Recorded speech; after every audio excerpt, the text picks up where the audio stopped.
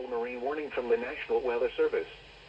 The National Weather Service in Chicago has issued a special marine warning for nearshore waters from Winthrop Harbor to Wilmette Harbor, open waters from Winthrop Harbor to Wilmette Harbor out to mid-lake until 5 p.m.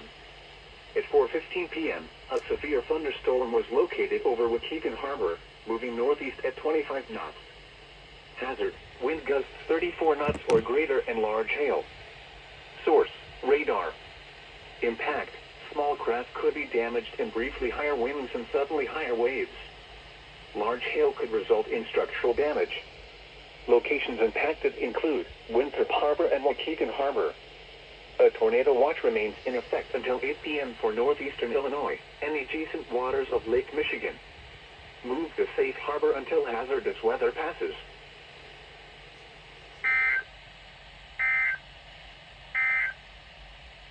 At 4 p.m.